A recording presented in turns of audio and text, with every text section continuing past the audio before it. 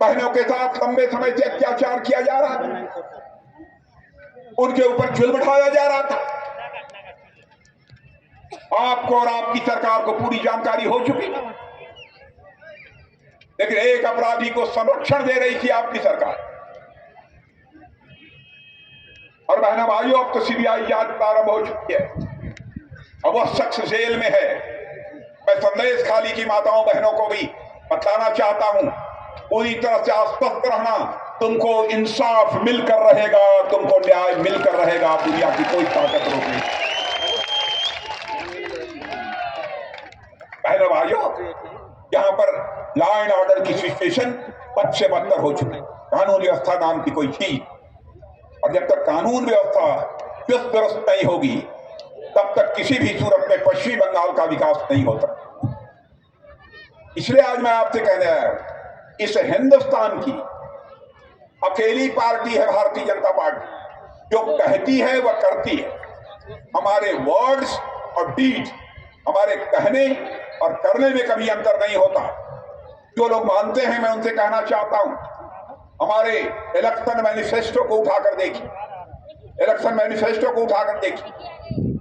हमने जो कहा था वह किया। हमने कहा था जम्मू कश्मीर के आर्टिकल 370 को हम समाप्त करेंगे यदि संसद के दोनों सदनों में हमको बहुमत मिलेगी। और बहनों भाइयों, संसद के दोनों सदनों में बहुमत मिलते ही चुटकी बजाकर हम लोगों ने धारा 370 समाप्त कर दी। और जम्मू कश्मीर का आज वही दर्जा है जो हिंदुस्तान के अन्य राज्यों का दर्जा है। हम लोगों ने कहा था यूनिफॉर्म सिविल कोड लाएंगे, समान नागरिक संहिता। मैं कहकर जा रहा हूं पश्चिम बंगाल की धरती पर, इस बार हमारी सरकार बनने दो बहनों भाइयों, हम समान नागरिक संहिता, यूनिफॉर्म सिविल कोड लाएंगे लाएंगे लाएंगे, दुनिया की कोई ताकत नहीं होगी। हम लोगों ने कहा था हमारी सरकार बनेगी तो अयोध्या की धरती पर भव्य राम का मंदिर बनकर रहेगा। जब राम मंदिर का आंदोलन चल रहा था, हम लोग नारे लगाते थे, राम लला हम आएंगे, मंदिर यही बनाएंगे। हमारे विरोधी लोग कहते थे लेकिन तारीख नहीं बताएंगे। बहनों भाइयों, देखा आपने, वो 22 जनवरी का दिन आ गया, अयोध्या की धरती पर भव्य राम का मंदिर बनकर तैयार हो गया।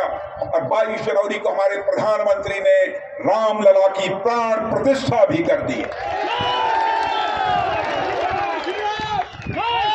और आज आपको मैं कहना चाहता हूं, भगवान राम, राम लला अपनी कुटिया, अपनी झोपड़ी से निकलकर अपने महल में पहुंच चुके हैं। बहनों भाइयों, अब भारत में राम राज्य का आगाज होकर रहेगा, मुझे पक्का विश्वास।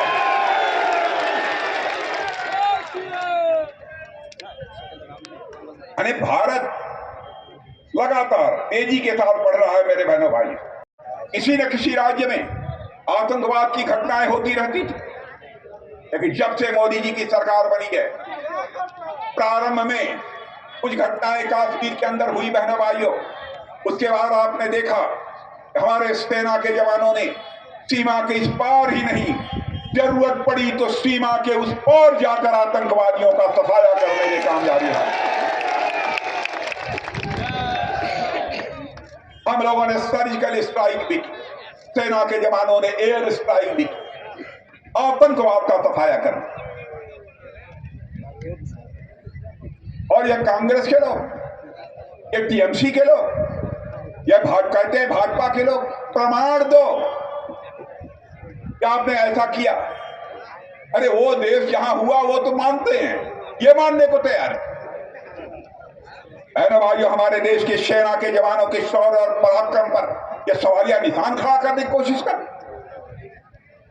देश ऐसे नहीं चलेगा।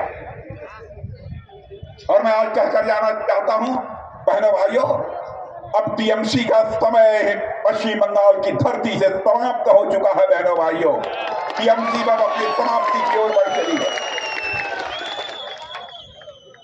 और मैं यह भी जानकारी देना चाहता हूं, भारत का सम्मान हमारे प्रधानमंत्री, हमारी पार्टी, लोग कहते हैं हिंदू मुसलमान के आधार पर बांट कर देश को चलाना चाहते।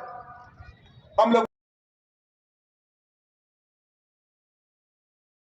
ये राजनीति करते हैं, जस्टिस एंड ह्यूमैनिटी की पॉलिटिक्स करते हैं।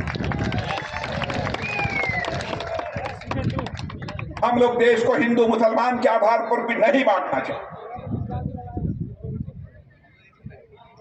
वोट हासिल करने के लिए ये लोग देश को हिंदू मुसलमान के आधार पर बांटते हैं।